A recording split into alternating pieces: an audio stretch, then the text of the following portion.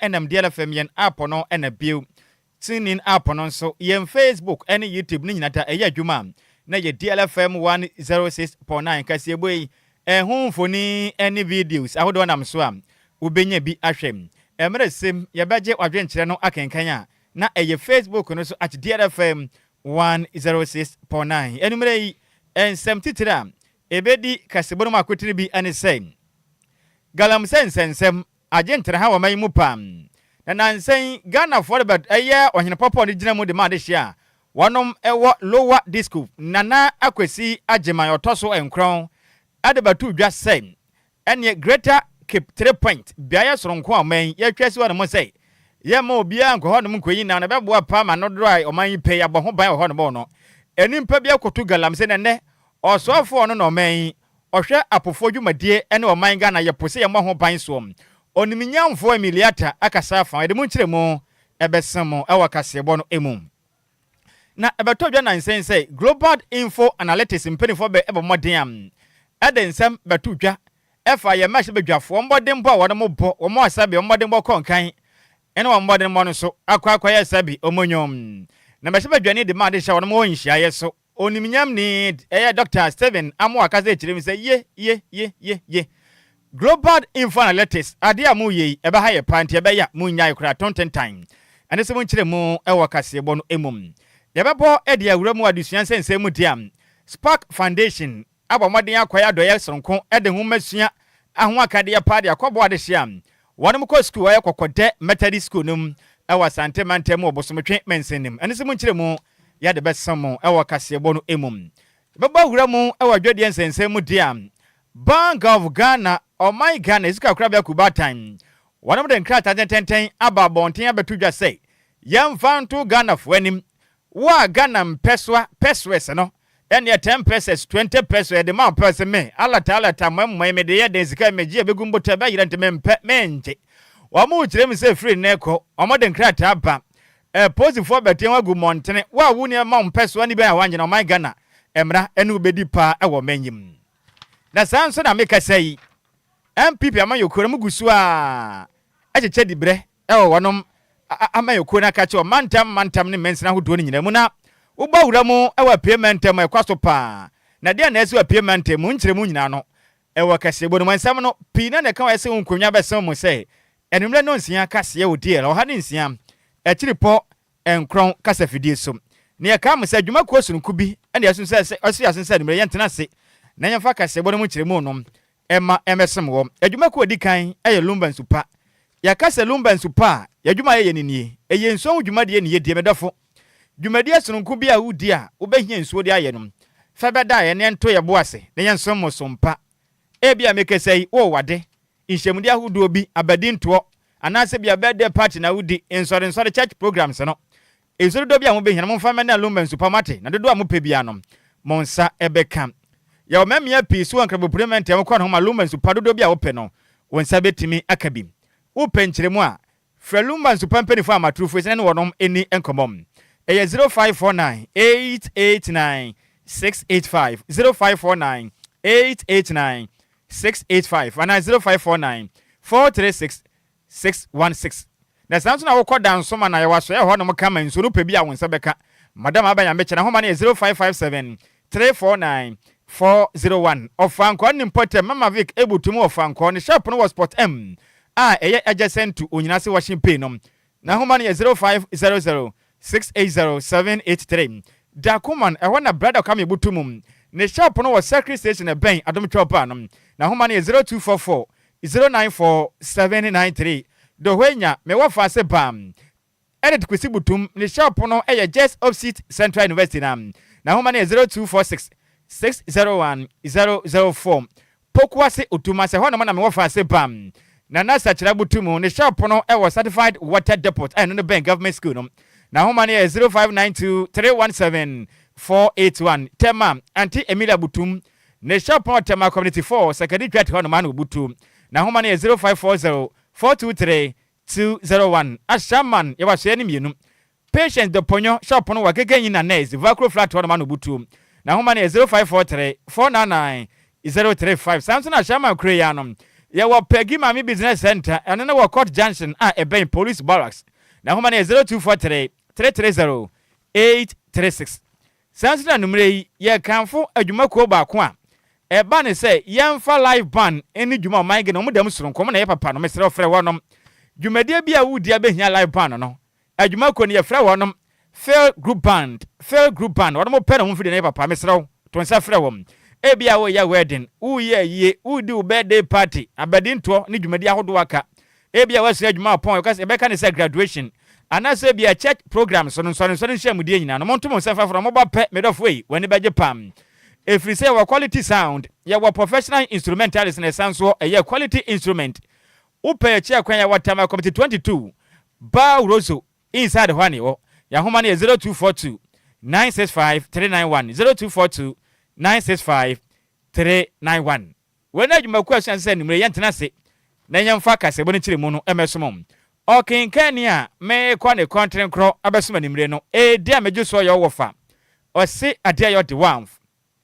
Nhyiraba Kwadwo Sammy B mahutedin ane bantwerebo nana otafrija me da me ho me ba me de kasebo no ekire mu ankasa ebesen mo DL News.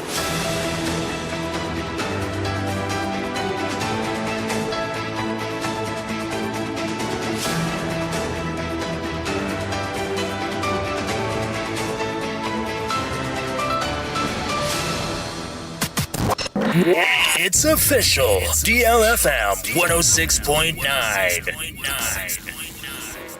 Yamamo akwapa. Afitum le kende share yen ewo Facebook and afinsi YouTube. Na yemfa kaseyebo no enchiri mankasa ensemmom. Na Ghana for beka ya kita won sabo suma yemu na taso aduonum. Ewo mfimpi mienu ne aduonu ensiemu. Ana ohene popo de ma de sha wodemo wo lower disco.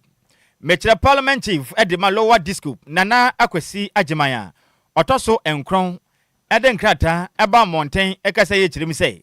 galamse adwumadie bi ekoso ewo greater cape 3 point honoma tese ha adwinye pa na se de galamse fo no etimi akwayi adwuma honom na wonom asese chese ne marine protected area omenya ye adwin se honom de ye makobra ne kura nkwa honom enkoyi na mafiri se ye ba ho pan kama na oman Ghana nam ene adwene wiru ama ne poku omu nyina akwada on ka ko nyina ka ho a posren omu kodema na magya modosrade kama na mere sem Ghana fo abomode akoyi bi kama na boa pam ono san trafo kasa de o kire me se ye oman Ghana ede adea baby kakra bia ye gyato ho no mo senka yama ho ban so galam se mo abawura honom na na kire me se nsem ya no odene tinana kasa ye pam na Ghana fo beka ya na eyo foluso busu metwa me kire April 2026 Ano mampeni ebede chire Vice President Professor Jane Nana Opoku Ajiman ebo no homoden a kwakasa na wo kire o man Ghana se yi de eye Greater Cape 3 Point ho no mo biaye no eye First Marine Protected Area man ya nkọ ho no mo nkoyi nam ye ja ho no mo kama ne ye bo ho ban na ho ayek ama na nam no manyina dosrade aye pa je se ne ye chiba ko a ene abusua nyina eto ye pret medidi amen ye kire din enti obi nkọ ho no mo nkoyi enkopo ho no mo krante ye bo ho ban na ensem oto odwa pe ena osoafo no hwe o manga na nam yie ene yepo fo adwumadi asuom mekire oniminyamfo emiliata abeka sene ejirem se dia Ghana fo mu dwum ho pa mo oje me ho sakire me na bepa wo manyim na Greater Cape 3 Point ho nso mutu galamse dia eduaka se ejirem se o man mu nsode yo Ghana fo mu nsode yo Ghana fo mu nsore ya munti ena me emiliata mi brese ebuka kra yeba ho ban so galamsey age ho aboso o kirema asese ade amu ye enye kram ebeduru baabi no se man panifu ansode am ban a Cape 3 Point ye dika ne se yeba ho ban no ebeje nsrepe ne peteku awo manyim me wa faase Emilia Tankomo no emu kiremu no enie For decades, scientists, fishing communities, and conservation advocates have warned that the sustainability of our fisheries depends on protecting breeding grounds, reducing destructive practices, and allowing fish populations to recover. DLFM And we have acted. One of the most historic achievements of this administration has been the establishment of Ghana's first marine protected area. Following cabinet approval, government officially declared the Greater Cape 3 Points Marine Protected Area in April this year. The protected area stretches from Ampatano in Ahanta West to Domini in Nzima East, covering approximately 704 square kilometers and benefiting 21 coastal communities. This decision marks a new era in Ghana's marine conservation efforts. It will help restore fish stocks, protect biodiversity, strengthen climate resilience, and secure the ecological foundation upon which coastal livelihoods depend. Protecting our oceans today means providing more fish tomorrow. However, conservation efforts cannot succeed when other environmental threats undermine them. I must therefore express my deep concern about illegal mining activities in the Cape 3 Point forest area, where polluted water is flowing into the marine environment DLFM. around this important ecosystem. Such activities are unacceptable. They threaten our coastal communities, undermine our conservation investments, and place the future of our fishermen at risk. We must all recognize that protecting our fisheries is not only the responsibility of the Ministry of Fisheries and Aquaculture, it is a national responsibility. Any outi ye ayo so for no man oboyen epo eho ban ohwepo so ana afin so afalefo dwumadi so na hweso metre Minister for Fisheries and Aquaculture oniminyamfo Emiria Ata ana moteni ni nti Cape 3 Point galamsefo na boagura ho ekire din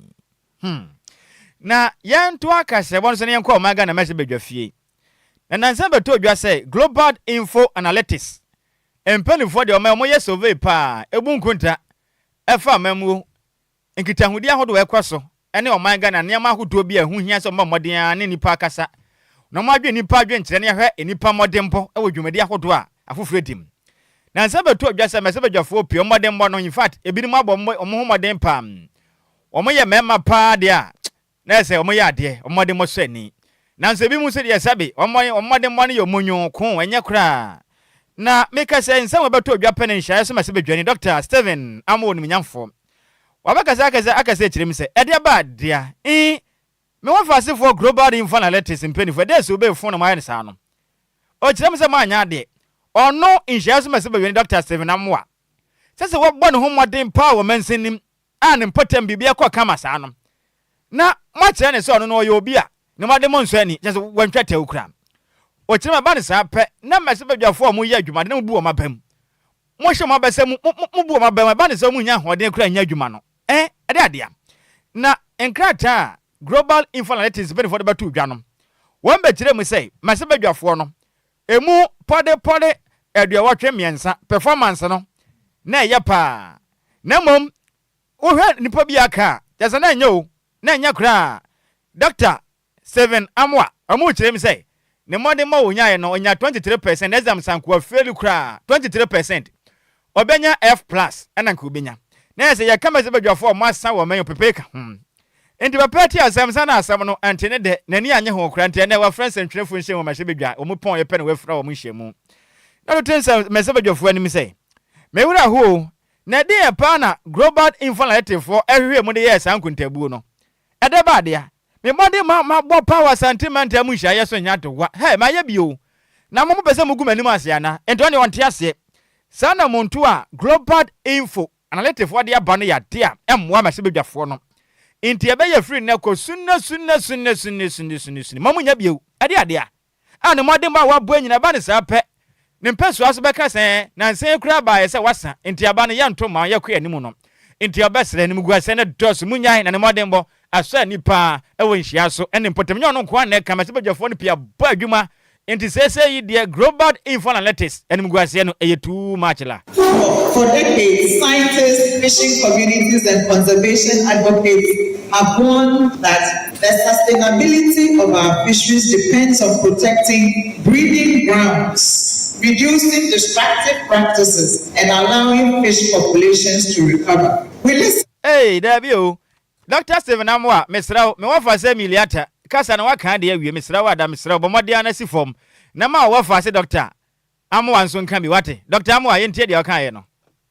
Musa Dankwa, my own brother, is depending on. This is very, very demotivating. This is very dangerous because I believe in myself that with my performance within 6 years and with the opportunity I had, what I've done, I don't think you can get more than 10 MPs to do what I've done. And I'm not comparing myself to my MPs, but I'm talking about top performance. So Mr. Dankwa should come again because I find it very strange. You go to Santasi Market, I gave them about 100,000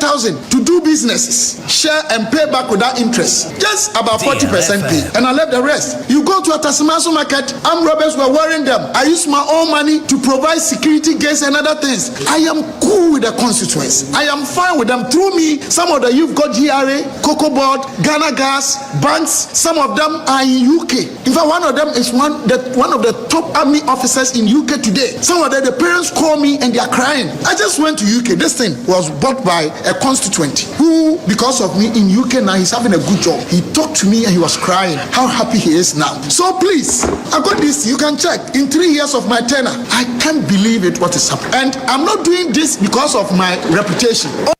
Enyo no kwenti enani abra wo bojami. Na Dr. Steven amo ni mnyamfo ewie ye pe no chire mi se ono no modern gba wa bopa awon hia so abato mpesu aso. Sika ode amadwadifo wanje. Chese wa bo modern pi aboa adwadifo pa. Ene nipa pina oba no homoden afa wono madwuma titiri ne mebunu no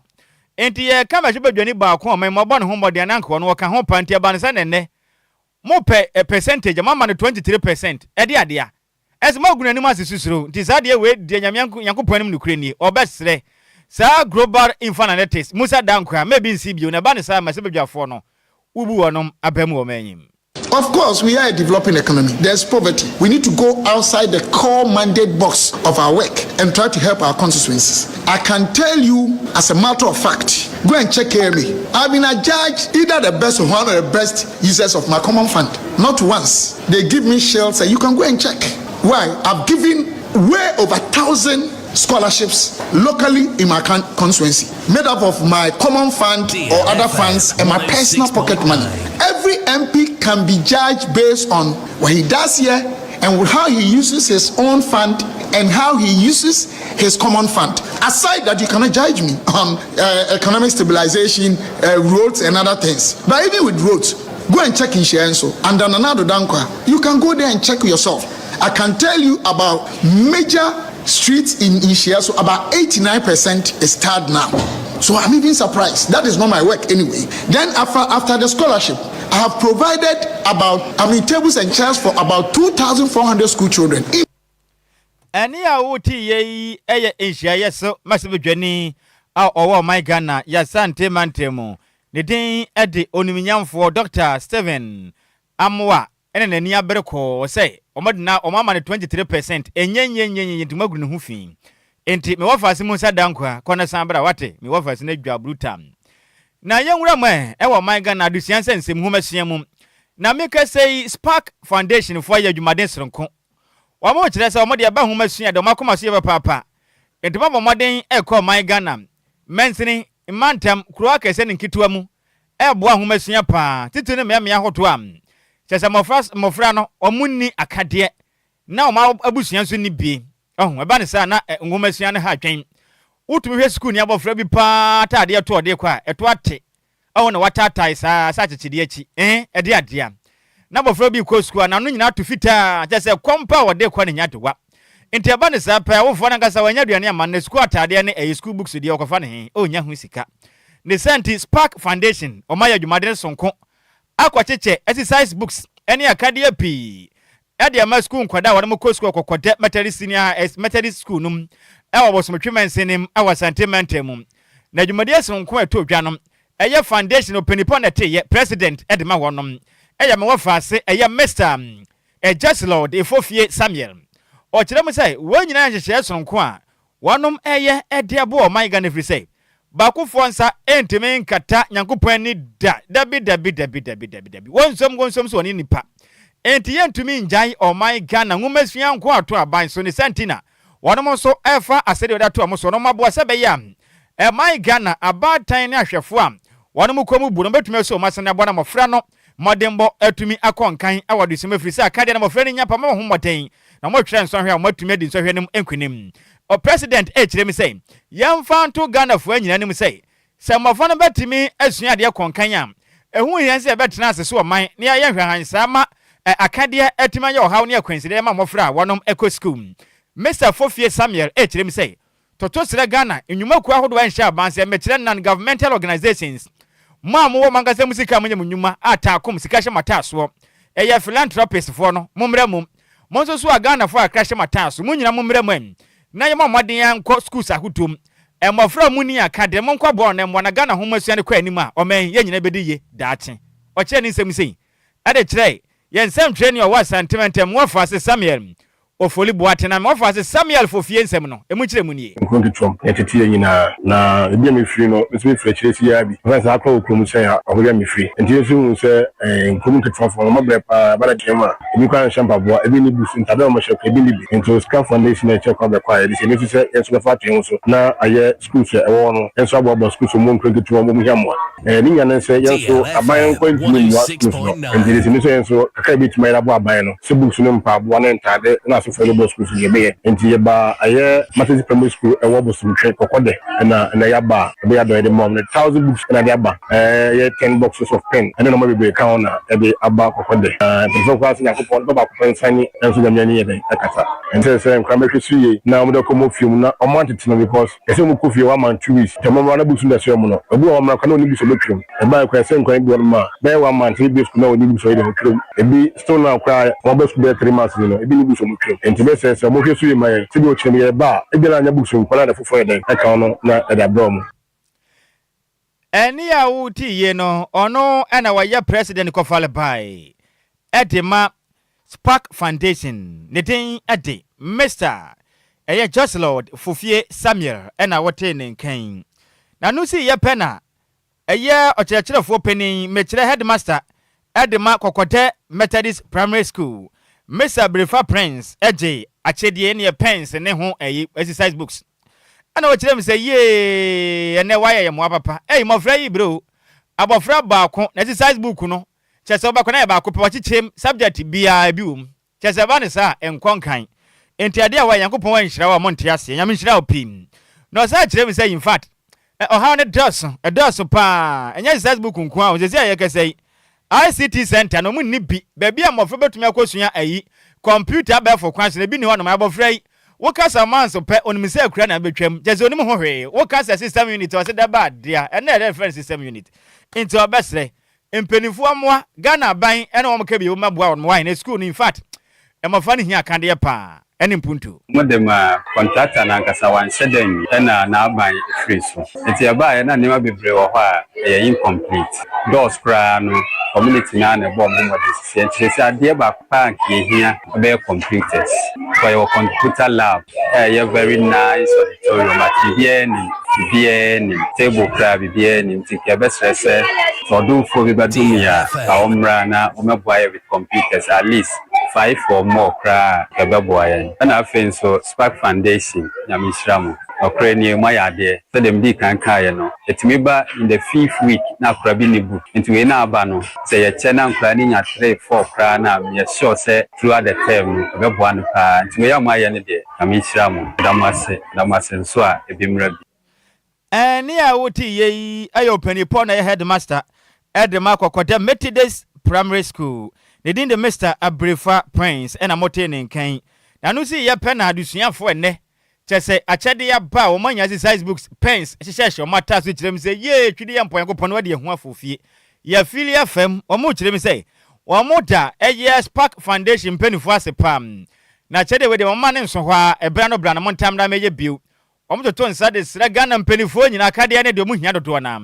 enti mo kwaso enso masamu kyerem se akyede o mo nsa kan wɔn bɛ kwaso agina mo nan so e de asunya de dachi bia modern bo Ghana fo penifo pɛ from hɔ no mo no wɔn bɛ ye ne kama na mo nso so o ma hyema nimnyam emra esem modema contractor na nkasa wanhyɛ dan Zabrifa wakasa wi mesrem kokoda fo mo fran kasa bi why nesu nanam na the Dark Foundation asise omabe adifefere ya mai ye student na ye ni so ye damase pa mi tina kokko de Methodist anamu edamase afin system ye shemu bo se enwoma na amade mai ni besua ba be ye panyimpa e de abo mai Ghana se de mo pese ye na ye damase pa ma ba be ye sem ba be no mafofo sa de mai ye hia no ma be ye sem sa be ye na wasaba be dum ye damase anyame shra ani a wuti ye ayo my Ghana ye mofra wona mo school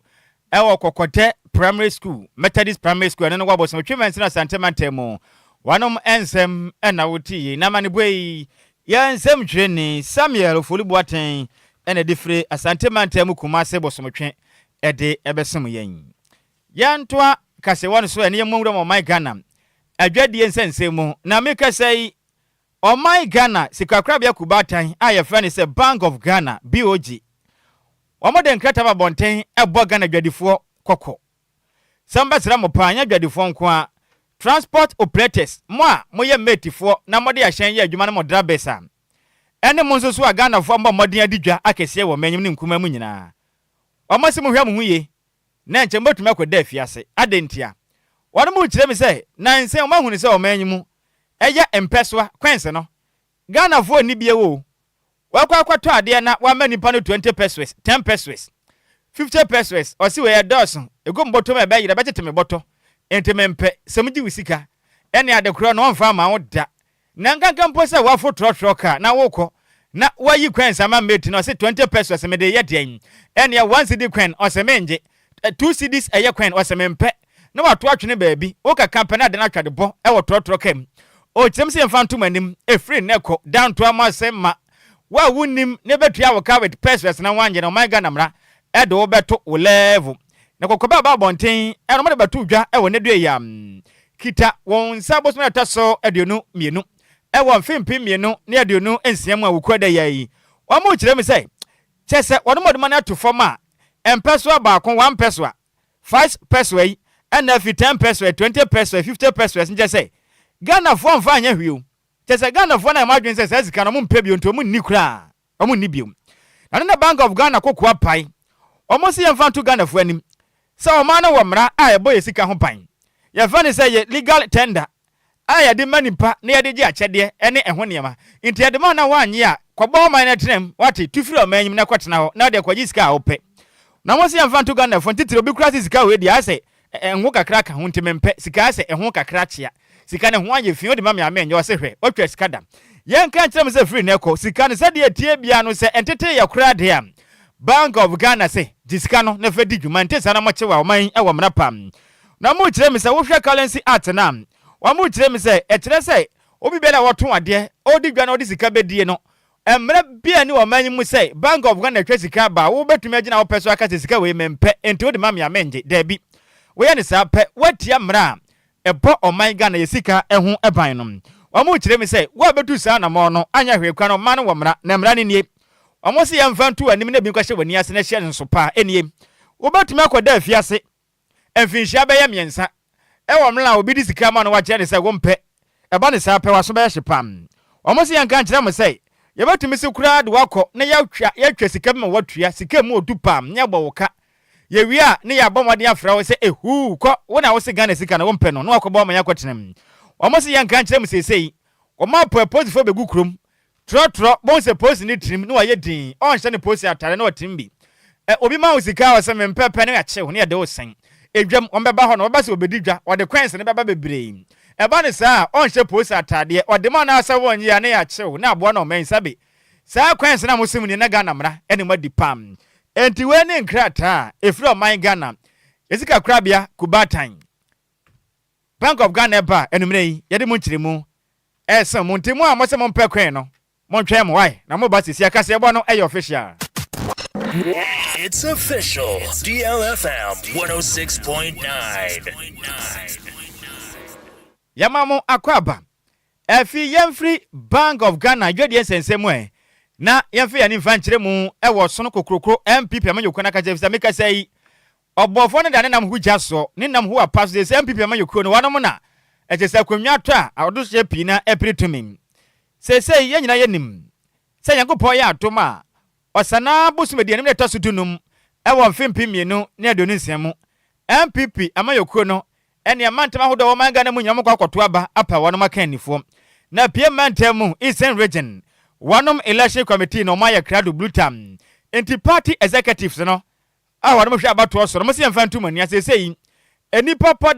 pode donunson 27 aspirants o maya krado omo nyina contest edibra hodo opi te omo nyina omo kra omo kama obia kwagina yame na adom na se delegate toma na dia ojugu baba na wanya nso de agya na waboka susura kwotana bia bia kwodwen ho na mo kire me se wa ma meka sei empanifu agye omatom no ebi eye emranum ni berma sapon asiedu lapi ye beka ne se lawyer berma sapon asiedu lapi tese no no kwa kwagina sei regional secretary e de MPP e wa pie mantem sanso na me wa faase eye Regina Bempon ono so gina sei madam frefo women's organizer sanso na me wa faase eye Kalili Abdallah Sala ono so kwa gina ye sei Nasara eye organizer e de ama MPP amanyokuro no enipa pode adoni na ka ho be mu nyina April de bre na we beto dwa penam wamba modern centrefo akasa e wo mra na vetin bibia kon kama mu wie ya o ma mudi nkunim no o mo kasa na nsembem na mekase no eye lawyer berema asiedu labi echirem sei Nyankopon na dom pane de blane nsa kon be bo efisempia manyokuro no me tem ho ase bi baamu a enne ka ho ma 2024 mudi nkugo ya me adom na mu ma no tumi oba pe obesiese manyokuro ne kama me tem ho ase nyina bebo no ho modin ahyehye ewo apia tem kama na obi ate ne ho ase no aka manyokuro ne go na ba ya kra ba hwe ba ne sa pe 2028 abato no mo betimi edimu nkune ne nsem no emu nkyeremu nie vetting no ye hwe obobre service your appearance and the way our kasa your composure the questions na bi wo ha provocative e bi wo ha ma bufu kakra but omo hwe se wo betumi a contain that pressure enu achi so omo hwe wani so ade hunu se oba na obeye secretary chairman organizer then na wo dey ba on board and it omo bi say some questions no me so kyeremu se in the Eastern Region no me hu se your problem of protecting our MPs and I so problem of reconciliation yentumi enka ye humbom after elections we won say yana factions bebre aba Eastern Region we simi wa we simi jina esa edru time ese ekoto aba na ema amanfo no enya nije emfa mbambe to aba ena enu achi nsumi hu say problem ba ko ana high retention of membership yenya members no be join party ni wi a ya kwan e be bom ho ban amoma tena party ni e de nije asom osno amanyoko no ya yentumi retain omo eno so mi chirechire mu kwan mefa so a meboa amayetumi retaining members and membership mobilization and membership drive and also me check kwan mefa so a metumi aboa and then yeni party office and also me check kwan mefa so a Eastern Region ya ebetumi asi a party office uyi ni nyina free mu a efe medimani so ade hunu so atudwa kwan ebefa so a yebetumi aboa amaye wini 2028 elections no ani a wuti emprempren oyemranum ni oyelawyer ni na wojina se MPP amayokuro ne mrante a mo wapie mante monto abamfa ma no na ono na megina sei secretary twetwefo penin emfama amayokuro no nani abere pa onya chairmanship ni nyina obo adwuma pa me wofa ase lawyer berma asiedu lapi ena mote ne nkan na eno achi na ya maame a wojina mu sei e ma dom frefo de MPP amayokuro no e wapie mante mu me wofa ase dodo abeka ne se Regina Bempon ena abrofo no beka ne se Regina omu kire mi se one de ema ya de na koma so yipa eduma na tumi na obeboa pa na ma no wahyema besem den na waka kire ma se emanyo sam ya de ye na ma se dom hugima ya ma kire ne kankro enti ma mra mu na ma nso eba ma MPP ma yokom dodo na beboa pa ma yokom no etimi eja na naso na 2028 nkunimide no ebe ya mode ye pa wo mra wadi nkunim region no expect very big niema enfime ho me bra ababem power man the women's wing I think say niema do bi wo ho akaya hye ewo emma majuma no nti sami no me ba be training man emma kwa ye politics kwa no musuro because women in politics so obi nia obeya say politics na me ye no say na wo nti no bi ka kire o fe o studium na o ye adwuma na mo kinia oye nti me ba ababe ye training sa ho de amawo efe de omo husani a omo besi afefedom na omo tume nso ani omo kasa ama eni a wuti ye ubowura pieman tene mu a opiri dibre ewa MPP amayokuru nkura beta wa pieman tene mu say Emma dom frefo ni din ade mo fa se Regina Bempong ena wote ni nanu achi na senior man no so ogina wo prese chese one de Nasara organizer ni din ade Khalili anasa Khalil Abdallah Saleh azu chire me se dwuma de ni yade obeboa zongo communities meburu ni nyina no kama na mpipa amayokuru na ba ya kra behwe wo zongo ho nyina na tumi de se de tie bia Monsabeka. Yeah, nimpenifo atenase. Omo ebusa ne emetimi aye no de mentimi. But I say na medjuma pa medi. Enye within New Durban South constituency but across Eastern region. Omo ankasa ka say omo edi adanse one or nyoma bia me ye wo region. Nti de emeka ne say omo nyina wo gidie say ejuma no say nyame ya adomu na menye tumi na metimi aye. So let me say it went on success. Yeah, the ahombrase any ejuma ahombrase eni ejumade eni ahombrase eni ejumade na ekro eni awuti ye opretumi ewo MPP amayokro nkro bata pieman temu say Nasara organizer ni din ade eye Khalil Abdallah Saleh ena wote ni nkan eno wachi na kwanchirefo peni ono ena hwe MPP amayokro no nkro bata pieman temu say eye kwanchirefo peni ono kran so bo ahwehwemu mechire director of elections and research ewa PMNT the MPP amayokru no me wa fa say David Pra enso ni nsem sei edeto ensatwerefo anim they from the buy and park for 27 am we competent qualified and a fire now so na say to omo ano enura ene ne etimi atoto omu ina no ehu obi nu kra de presentations akase kama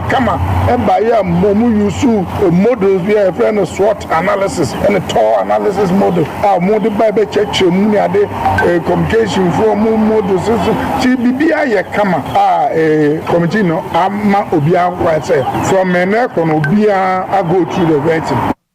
eni ya wuti ye no ubawura mu awa PMNT a oya director of elections and research at the Eastern Regional MPP executive election the day at the Mr. David Epra ena wote ne nkan na mande boy yamane boni ko ntehini kofi obolo kofi anantuo ena defre PMNT mu ebesom yen na ye gina we sini aba nchen ofia honom empenizi sabe chese so fana min so fanti na ohina pakan emu ye ha Bank of Ghana dia ba say Ghana cedi no ma mamu kwen na 10 pesos 20 pesos 50 pesos 1 cedi kwen 2 cedis kwen mo se mompe wamba chima tuafia se na makodem chese mfinhia miensa mo ne Bank of Ghana ya adwen na say de o makan mu nsum o chemia ni mo asem ko se na wasoma ahoma ne dem 053405019 0593465 en chere me wo fa asefo na kopama asefo na tenase na ye monitor ne yenko majo hello fa udi ne ba bia kasa free but I have support me kasa free of anko barrier of what is na ena me to so do traffic ni mu me mo 20 pesos square ma sa for city again sa de kwen dem say onye na seska we yeni sa anti wanye one day osaba tugumi so enti Bank of Ghana se report no ko mo office bia ana bia post station we bia kaka kire no mo kwache no wate okay ofa trading okay trading yam fani say majo medafo majo ofa e wo fa se Mavis kaswa batwa ma yentie we ofa mi si ya ho pe kuma ka na mo ye even aha ye ka se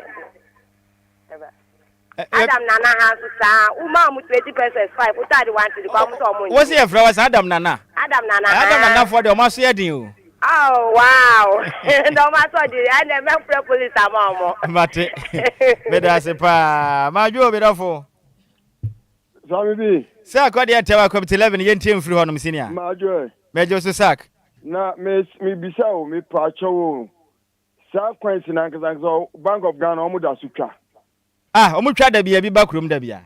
mini ba unse first pa obehu na busumi bia foforo nkwa na okrom ba se no ase omo ankasa kra na omu ntwa foforo ni makrom da na the senior the senior me bisa wo se se no wogi tum se omo nkwache omo mu nina na ase omo nya omo na yenni omo se omo nchi wom better eno ane hia majo yaga udini bia kasa fro pani I'm Kazafi Sam, the Tesco officer. Champion me yenti ofri officer. I was so on sound for it means say omuyin pen for being brand sound. Who got that no mom and can get 20%, no mom, almost someone did that. Now so you have your connect can I go to America? I just I didn't want to know to me to. This time now Kafra homa na tu majo. Good evening, Shaniji. Yes sir. Wafanya kuni etama. Mesanya kuni o. Champion me yenti o. Tamahade ekosu. Tamahade o se sa kwanse ni do mundi. O de ma wo mo da. Se ma presi ko ni ko mo pa. Tama. O de ma wo manji. Okay, mate. Yo. Enti post for na be chi wo mo ko be kwa 3 years. O ba o free ho ba wi a. Na e tana be ka kire Ghana for say wo de. Ya ma usike bi a wo mpe. Emla na be tini true mate. Moye mama kwense na mo mpe no. Ghana mpenifo de ombeto mo level pa na kire mo hwa de mo pin ho. Ya sa wo de na e ka sen. Eti no de aya no. Enti ye gina we so afrafo no mo fra ye mfa bi because time no ko. Bismarck man pizza do say what na say. Na say de mu ni mo no. Aha, oba be de akropa maso nsam na ode ba no. Nti mo ntwa ne sisi a wo ba. Na Bismarck ba de na besi dwam no. De obatia ni DL Power Sports on DLFM 106.9. DL Power Sports on DLFM. DL Power Sports on DLFM 106.9. DL Power Sports. Bismarck na say. Ofanchaba bibia boko. Ni sia ye na ache. Say we asa we can say je boss unti no. Me pe wachira kwa bibia na me hu kura. Na bibia boko de. Yesu adom bibia. Oh ye de Yankopon ase. Sonso bibia boko. Ya me adom. Ase o of magimi adi. Say me ka kira me say Spain na beje. Ye interview no say wo kai. Ekosi say. Spain aje. Enti wo hu me say. Wo de ka di me ho dance ka kira kira Ghana for wo hu me say. Do kan na bam. Enti ni sia Ghana for mfa me say. Do na aka say so obetimi kura ati asori ni bi. Menti asori wo. Yes. Ba ye mfa football nkwhia asori ho nkom. Say. Bi nkura bi sida. Prophet do na asa no. Do na bi ho no ma kom ne de no. Ne kura wo mu nyina no. Oh jai yoni. Do na kom. De ba mu no kura moto loto ene fam. Omo so da ye. Bebre to loto me na mka kire wo. Oh na den. No kura di to me de wo fa de opa akuku metwe na me mfa ho. Okumi kura nku. Wow. No kura na mka kire wo no bebre mboa. Oh mo boa yiwani. Ni nyina do na to fa ho. Na me ka kire wo no say eyekom. Say omo ka wi a na omo asan screenshot omo message no. Eno omo ka so na mo kan ye na omo do omo na ma na to ase. Na ma na mo de to ase de ye den. Chese o ya adbit. Say afa enti mo mra titiro ne ma ya no. Say ebi no pa wade. Ebi super kwanto ebi super adwuma. Mo meje mpaibo. Na waka blaster ho nkom na bamu dia na wadwuma de sen wonya ne. Nyankopon. Say omo so o TV kese bi wo so aye wo hwe o. Na menim say abofo na ha se ne kotoko ebu Nyankopon betumi ahwe. Because what can be there? Daddy, I go more yao. Nyankopon eda do na di kire asofo you bet. Nyankopon na hwe de anchiro bia. Wo ma adwen. Oh, you ani o ma adwen. Oh. Do ya o ma adwen. Na onim. Say kotoko ne has match den so e be share league na se na nsia o. Ene yemre no mo won kra bi di ma wo mo. Bola yenya ya ni hwabi. Se continue anim ko ti aye nim hwe. Am sata ya man bola ate ko tia sha beto. What you can see do mo fa no mi ansa. What you make crash prayer ba kumpo. Afa ko over.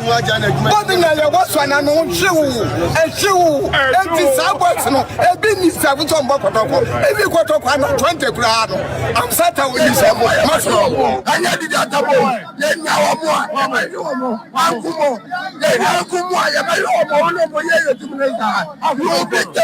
Yes.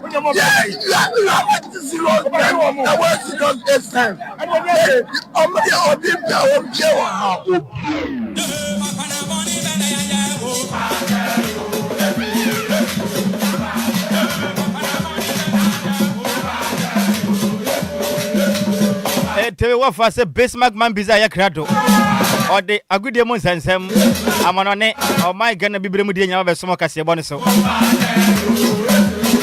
Binya mo fa sno kajagum Bismarck man bize ye nya na kajagum Ghana for ya krado. Right, Abusan, Memo, Jomemo, Quaba, Quines, and Cosocramera deal 106 on Mega Swamrason, a good moon, San Papa Pad, Sumujumadi Cassis, Bueno, Aya can send Meno and Sakas, Asuja, Wotin now, Fanshaba, Kwadwo Sammy B. Casson, so Quantin, Quadia can sepono, me patron Meno and Sakas and answer down for this no best Macadus and Mam Bise, Mensumas, my good moon, San Papa Pad, Sumo, Nelson Sato, Madison, Mass, the PSA, and Command Lumba and Supermadica cultures are brown up and be a train said, yeah, Nelson Lumba. Planet me kwa mwafa jumadi nyinauka anyumamo swa nkunkwa so fly number D106 na kofon crosso amana nkoma later sinyano yemfa nsiwa yemfa ngwana fon sanso ento jumadi nsumadi kaka chosa na wachimu jumadi ajinyano yadi shenyina papa weno enso eye legendary that Lumba blessed memory and manyasa nse nyami ya duma sante ana ema aki azali 1 year papa enso konin krechi entiana jumadi adi na wachimu nyano ya dedicate ya ashe papa nyano so eye nkuma akrefi oba shall see a fly number deal 106 and Kofon Cross Amana and Commano later singing from Guayan shall see me patron himself World Cup number Yamiano and share 2027 FIFA World Cup Etoja USA Canada and your minor friends of Mexico reporter Mensaka and it's FIFA and sweat me generate $13 billion Minocasano when himself brought to World Cup $11 million and also $11 billion and now just a FIFA and sweat any Musano see a revenue Nanka me patron World Cup Nariano Nanka no Subama to report and second May and it's a FIFA and Sakadia cancer $13 billion and you made this some command and so to your kindness 2020 FIFA World Cup and also to Jakarta no and also yet $7.5 billion necessary Massa World Cup where to USA Canada and Mexico come here says Sika just a FIFA and penny for and soon Sakana Quanin Brutal also a report and Saka you made this command and so down you made it should not be beer and sweat me medical culture and Yamia Tuma 2030 World Cup no and so for told you when about told you and show my friends Spain Portugal and Morocco and Tiamete and it's a FIFA and penny for penny friends say Yan Infantino and so to me project $6 million yade ever cost our canosi and coma and you may say Cadino and so some my friends says Pemino Casano woman said to me I record when and so I call Guinness Book of Radical Sempono Guinness World Records when Tiamete and it's a World Cup boy and my part 8 games on my friends says when I boy when him said just one goal and so et me quasi against on minor your friends said Belgium Bekai we are my friends says when Asia might be this Portugal me part Portugal and Timasha Sansuano might be this Argentina Omukredo Bekai grand finale final told you and so MetLife Stadium New Jersey my friends Argentina and so Timania shot on target and then you made this command and so to judge Jumadia should not be Bipia and so Timia can now penny friends say Yabia Tabet and so La Liga president Northern Comaba Mountain was so penny friends say Yan Infantino me patro on San Fata Sampo Adia Cancer election and it's about to Morocco and Yamia Duma next year was so penny way on San Fata Cross and penny for and so bet me elected an Ocean Coma or penny friends say Yabia Tabasa why Adia Cancer FIFA Adia Cancer La Liga president on Ocean Mountain Medicine Commano and so to the name EA Sports woman so almost simulation Adia Cancer Pomo prediction the very last 5 Adia Cancer World Cup edition Yenyano Massa Charge Champion Kofitela Mumpempi games out on Bon Unimsa EA Sport and so if 5 prediction and so to me by Montini na almost sweat me and correct Adia Cancer Pono woman sweat me and Maya one so tipe say World Cup etoja one sweat me Ajobaka the year 2010 World Cup your boy and so was South Africa tipe so minor your friend says Spain abaji me patro Spain and so to me the World Cup no 2014 bakai at the time I game no another World Cup no and so to me so Brazil tipe minor your friend said German almost so Timijia 2018 about Russia almost tipe my friend Safran also almost Timijia and Rananwata me patro Kata 2022 when him so tipe my friends Argentina Timijia nan World Cup etoja USA Canada and Mexico almost Timiaka so many friends Spain and so we China Spain and so Timi Adia Cancer World Cup Timino Casete Adia Cancer 5 last edition of World Cup just a Yenyo Riasiano EA Sports and so and so Timina correct Adia Cancer prediction and you made this some command and so to judge Jumadia should not be Pia and so Timaka and Tiameti every Spain and it's after say winning World Cup no winning say $51 million reporter mete and it's a PM was Spain dia when and so IRS almost so tax company bia and Tiameti is almost just $60 million and so free Spain $51 million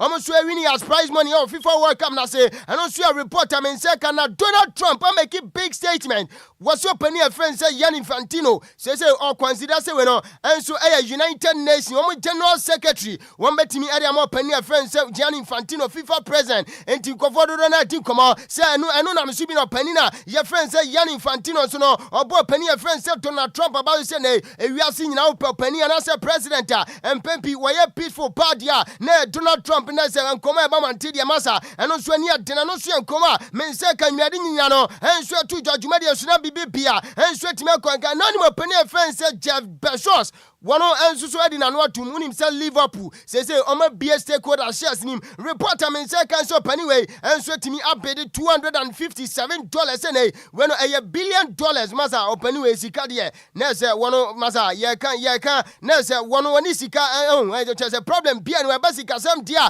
open a friend say Jeff Bezos na so no dia ni sika sam kon kan bruta no and share reporter men say can $257 billion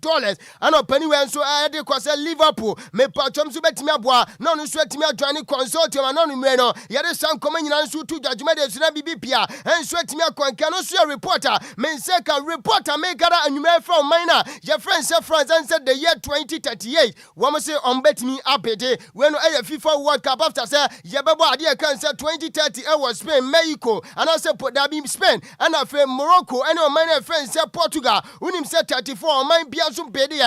mama reporter meeting so minor your friend say France and so say no omukọ bid for 2038 and also a reporter me say can say no my friend say France omo entara ginya no na simple no ukopie ma French Football Federation no am so atimi atromo support am opania your friend say Gianni Infantino say ne and so menya so betimi relate opani no nyame ya duma next year so ma FIFA na bibia kwanka no so reporter me no me say can say ti ma be kan medin komo and so opani friend say Rudy Garcia no and so Belgium manager no one so atimi asi from Juma no reporter me say can say Mark Van Bommel on a sempanifon so etimi consider say ne me patro Belgium Juma no betumi and so the man no share reporter you me say can you no ye this time come on air to John na medical di come say final game no and so my friend say Spain any Argentina obeka say after so penina me patro di sa game no both final race say ne yemfa game ni Mario obeka branch friends Leandro Paredes and Pablo Gavi and so the Buanima Sanenya Samketua a reporter meeting say Gavi at the communicable mountain was it Santo Kwana etoja on a branch your friends Leandro Paredes na unya and I said Bibian San Fatese Pono me patro FIFA and penny for and so betima punisher branch friends Leandro Paredes esan say ga no ni nyina kan bi na masa agudi en pempi na no sutimi ani kan him say medin komo and so man say FIFA so consider so betimi abia disciplinary committee na so betimi ahwe say incident no toja Leandro Paredes na branch friends Pablo Gavi ono so omo incidents no reporter and you men say can say Gavi say ne and we ya say branch friends Leandro Paredes me patron betimi punish no way and ankofo do na din koma say Gavi na gaza masa no e twitwafo empempi say bossa e boke man so man friends Spain e boke na say Gavi and so agopama so say fight bia besi no we ben say Gavi and so timi din uchi metena e koba ni say oni Leandro Paredes and so timi anya nkasa na say pointokwa na say FIFA punish ne dela say meko na nim no abrante and so na say bibi bia didam and we ben ya say ono so timi kwadi an sabi ane mo hu bia ono so ye betimi punish no so yankomo a men say kan miade nyina no and so to medical catchers abrante your friend says Zidane and I say work of our French national team no after so penny a friend said Didier Deschamps so at you call white World Cup and we the fourth position no what penny no after so mu boy against on minor your friend say England and they one also the communicate ba man say on to us so and di juma and former French national team ni be reporter mete and it says Zidane and so consider say Brantia your friend say Fabien Barthez one odin be kan ne entourage no one so ba be goalkeeping and they can say ponu trainer and I say goalkeeping coach reporter mete and it say Fabien Tebes and I say Barthez me patrono ne sentimi kan ne coach license say ade kan say ponu ba bia na say license and we ben ye betimi guarantee no timi as coach and I say we dis adwuma no ne sentimi kan te Zidane manager and so the man le Bruce of France tia mete and it say wo ball panini to ja Fabien Barthez and we ben ya so no so betimi akọ school na say one so etimi akọ necessary na say important ade kan say pono me patro coaching license no so etimi abeka ne interact no so reporter men say kan miade nyina no and so man and tia mete say Anthony Taylor Vela and so etimi are retired from football anyway na say coach di amasa one ade kan say referee and pempino kwan kanti nyame adom next season na ye start EPO na so panina je friends Anthony Taylor yehu so no so agina finfina so wo pum from and so egu ade kan say risimi atoire na wo manage game no so reporter men say kadinya no and so man opani friends Thomas Tuchel and I say what did the Three Lions of England team no and so call World Cup reporter mete and so panino was his third place teamer. And as a third place positioner, England and so no minor boy, your friends say France and so boy no, next players in nam person babo sa game no, essence England will not consider, and also was showing so about grand finale after so minor, your friends Argentina, each form so come your name Timu Bako, Sansuana France and so no so showing him against me, no spet me winning, Ninamunu Spain and so some 2-0, almost 20 me and reporter, Menseka Thomas Tuchel Koma, on so could no, and so much third place tier positioner, me pato England and so no minor friends of France no and so team the win dam so was master not too tight way and as two teams so mu players in na and so person be was argument no peda and so you know ye dey san command and so two John now Brantia your friends Dominic Saboisla Esiakan and so the man Liverpool team no reporter mete and he say when your contract extension up to 2031 and he went best 5 years na Brantia no and so team a jipping the one side contract no and so the club friends Liverpool no ye dey san command two John Asivla so no and so na Abranteɛ friends Alejandro Garnacho and so dinkoma kwachire bruta we no wo say Abranteɛ friends Alejandro Garnacho ubenya so nso betimi Johnny Club friends Steve Lantiamete and he say Abranteɛ no say you want pɛ and I say wo no nso betimi ama green light so no kwa Sevilla and I say po beto aso atra Chelsea and I say po say AC Milan proposal omo so da beda Chelsea for no wo no nso betimi agya tum na say wakobo AC Milan no so reporter men say kana Morgan Rogers na sentima na say Chelsea and so tablis kachuchu de 138 million pounds. Almost ready to for Abranteɛ friends and Morgan Rogers. And after saying what it down and so London was signing at the Chelsea wedding come out was it Chelsea the biggest club in London. And you know Arsenal for the massa and your mother sounds one at Tottenham Hotspur West Ham Nano and so to me your mother and so a bold statement. Abranteɛ friends and Morgan Rogers no and so that mama tearing come on and so to Java to media Sunabi Pia and so to me a reporter me second you may and he said Nottingham Forest and so to me a Abranteɛ your friends Osman Diamante ho unim se na Abranteɛ no dijuma and so the man Sporting CPA Omo so timi aso keen interest and so Abranteɛ your friends Osman Diamante and you may dey san komanyina no and so to na Linus Scaloni manager and so the man Argentina national team no reporter mete and say December na the contract no and so ba we ya bo anyway and e busan say money ade kan say woni o man your friends Argentina mo contract na kaka krabi na ba we o to aso and so dijuma ana sempo no me pacho we say December sia wo betimi esi for mo to aso ndi man be no pani no was say na wo be here enough time and a simple moment no so etimi adwon aso say na wo beto aso and so manager dem man friends Argentina and a simple no say December do ono so betimi asi for no so enkoma opani friends Linus Scaloni manager and so dem Argentina national team na dem mantanwe no ye de san koma nyina no and so to na Arsenal we no a fresh bid cry and they call athletic club bow almost akwadana your friend said Nico Williams Abranteɛ obeka say nansente mamoje World Cup and so USA Montes Abranteɛ no can Spain national team no reporter mete and say Arsenal forces say omo the fresh ade kan say no me part offer and come Abranteɛ ni release clause 90 million euros just say Arsenal for nya Abranteɛ friend says we no Nico Williams omo 90 million euros and also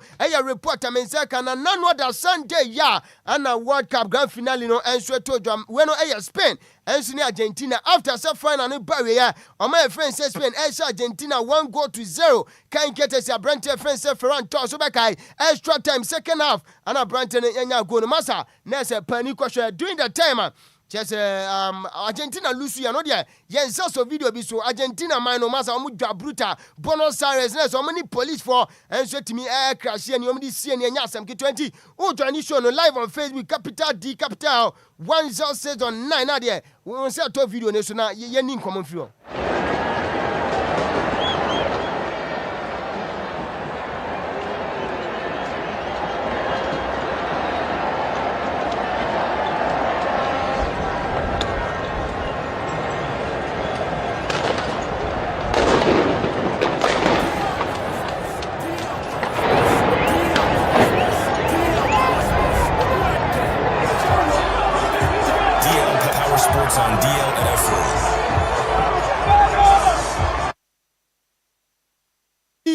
Way and so Senia and Yamano and so on 40 our bonus science after Argentina. Hence ready to against my friends Spain grand finale. Welcome, I say, Yadis and Communiano and Swaman Community and get dos nemum. And Manu Copa Yenti Yensi from Nafe. If it's a command, ya come,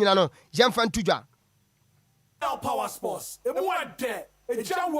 dead down. DL Power Sports. It went there. I won't spring it off. I won't spring it off. Now if you want Samra back. As I said, you're Medin Kunim. Bono Krama heady. My shall go. Munkasa go. If you DL Power Sports. It went there. Hello, my name is Emilia Brobe. You're listening to DL Power Sports. Right, Tabusia Sinkonya so kind katasi Lumba supermadi ka kacho sene amu pensu wan so abadwama so bia so agiatum edidin juma dia Lumba supernyum senka bia bomade na man senka bia sanse ya so ne so kroje wonum Lumba super ya funkika na sempo nka bia enso eni achoma dama na egusu asinkonya so agudem nsam ya de elsom jumadi kase so fadu so no yemfa fisam nkomo no enso ento so na fei yenso jumadi so His Excellency John Dramani Mahama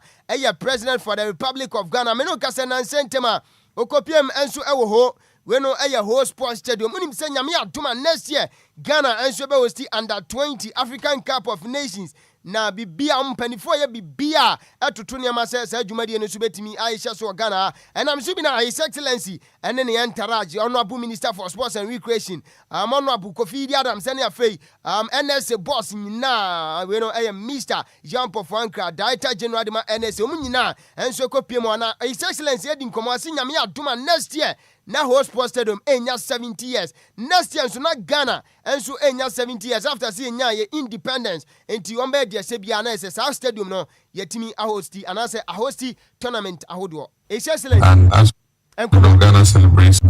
we know, Ghana celebrates its 70th anniversary next year, and so we want that by the time this stadium is also 70 years, we would have reconstructed it into a very modern facility. It has a very strategic central location. DL Power Sports. Way His Excellency John Dramani Mahama, President for the Republic of Ghana, and come on here at the time of Kopiema host stadium. I didn't come in, and so to Jana Fatao Isaku player. And so the senior soccer team, the Blasters of Ghana, Obakai, Nansen Temano, Sakai, Edman, Leicester City, Leicester, and so Aqua Relegation Championship. They say, Omuko League 2. And Tiametin said, we're joining High Speed Town. Woman so about Premier League name. Fatao, and so Edin Kuma Craft, I said, making a switch. Echo Ipswich Town. Abdul, welcome to Ipswich Town. You happy to get the move done? Yeah, finally, I'm happy to be here. And can't wait to get started. Premier League is an amazing competition, and as every player dreams to be in this competition. I'm happy to be part of this family, to be in this competition and to fight for Ipswich Town. Abdul, welcome to Ipswich Town. Enjoy it here. Henti Fatai Shakuna no, after say making a street to Ipswich Town. Manon Sweden Kuma Accra and so I didn't know and so as Miami Aduma Dutch na Thursday 23rd July. FNO and so ebe release Adia Cancer next season Ghana Premier League fixtures in 92 p.m. Nyami Aduma Dutch na watch me share clubs now do Kotoko clubs bang and as a team bang on the ball first game also folk and so any team bang on no first game Nyami Aduma na 2 p.m. and as sign and come in no ebeba mountain mediama and so qualify next season. Omuko PM ewa Africa. Omu represent Ghana ewa CAF Champions League. Na meno kase dia omu ye pre-season no and so ewa Cote d'Ivoire. Na yensa so video ni bi so during that time I say training no and so to janti. We dey enko na hwe training kakra na.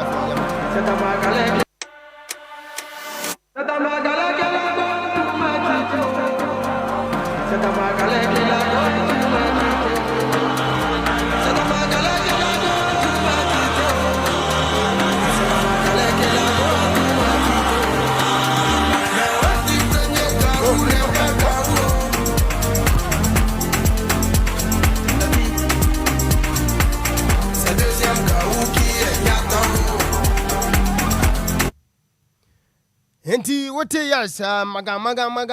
puna do nese, woman do Cote d'Ivoire, and sound to me cry if you nese, one to French MT. I'm on this note, I could have seen my boy and the best. Mike, so coach, a producer, so the emphasis the PSA and my Lumba, to pass up brown or brand, and almost to me, I saw you, Medina, and so I say, found Kama and a yetimide, I could have seminar, and so we did the best mark I do say, who bet me after man be say, some jabber can you make, my young TSA with him, I mean, China, bear my out, and so my dinner, La Jos and Emma Anton, Kawanyan TSA woman, tell you, Medina, Mamma Chowpa, and I'm missing return so time come to 2 on so many. Thank you, I'm a good moon seminar, young fancy. Right. That's a palm of us, a base mark man busy. Say, and no, what they Akupamaso and Semono, a best now Facebook, and also no Sandra can't buy all the way from Tama Freeze on Yamishra Pana, Master Pana Junior Kentampo, and so Eddie Free Kentampo, the Basanson, Pedro Pedora, Eddie Free, Madina the Bay, Yamishra Munina, Neapolis, Casben Janshi, Tano Sukumase, and I'm off as Pedro Pedora, Free, Eddie Bay, a better life. On Facebook, as a 1 year, dear, see, Musa move 1 year, Mace, Mebel, and Junesema Yang. Me offer a champion, Taylor Bemo Wadam, Eddie PMO Facebook, and Effie, Yitima Casibono, Wunya be Ashayem. Sounds on a yabo from boy Casiabo, them offer, say, a year, Regina, Buffo, and Effie. Emmanuel was saying, Akete, a boy of Casiabo, DJ Zikipi, etching him, Casafren for Madison. Okay, can you make a contract of some one? Dear Major say your offer or say at your dwarf at Nhyiraba Kwadwo Sammy B. But the master of coffee, where the Enquires answer me no offer Fibas and the Biaba. Oh, said the iron, Yanka Wasamaya Pong, obey ye. Enti Afibadi Abasa with a lovely birthday. As I was watching or say lovely and a lovely son. Aha, Anqua, Darlington Kofi. O James and I birthday into a man happy birthday. You're from 2 students. Ewa Nana Anqua Techi. School no woman pon ekuapem na nana yankopon de afe ba ko aka ne fie hom enti ma ne kwatenten onyini kire mu ode yankopon ma ne nimde mu tra obetumi de asuan da chi bia no mayi mu ya panim de fo na kanefo be di Ghana nim a senior man me wo fa se a wuden ede Anqua Darlington Kofi obetumi ejira mu happy birthday enkoma me wo fa se a wuden ede Anqua Darlington Kofi nyame kire opi no a woda no onya ne sonko kura we yefiri wankasa wo maame Anas ono no wo mampon ekuapem na ode awudai ode eba ya me wo fa se Emmanuel o sei nya akose anyum wei one wuraji o mo de mo matamfo nyina yam se nya tamfo so mo de mo madofo nyina monka fra mate o mo de mo madofo nyina nti no ye ko na DJ Afiba ode awusu dwumade na beto aso da beso mo nyina moniti a ade hye makramo